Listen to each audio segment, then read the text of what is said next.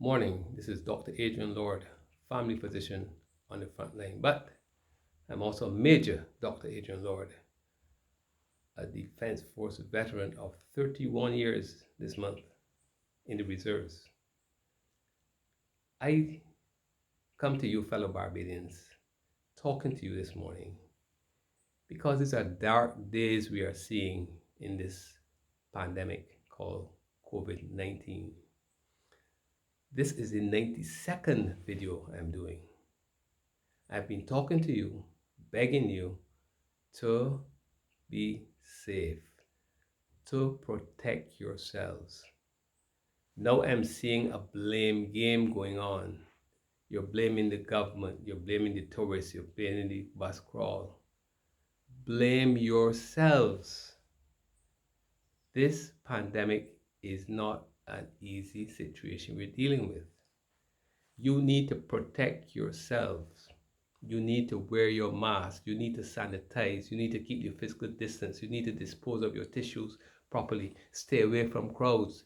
I told you in my Christmas message, don't do no foolishness this Christmas. Remember that?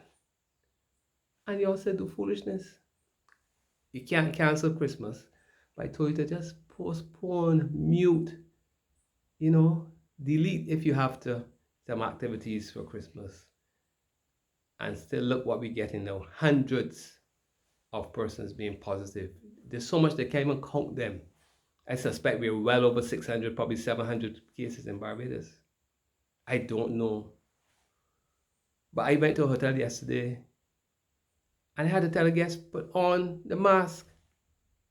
So people are not encouraging people to keep the mask on. I seen pictures in today's paper with people with their mask on in public. Adrian Lord, I'm telling you now that I am suggesting that we need to keep your mask on in public all the time. Mask wearing has been shown, despite what others are going to say, to help to prevent this virus from being passed on. The temperature taking is a screening method. Antigua now is saying they're willing to help us. St. Vincent says we are high risk. We are high risk. We are. Curfew is in place, and I think we should extend it. As a matter of fact, I think we should. Today's a public holiday. Well, not public holiday meaning it's no work day.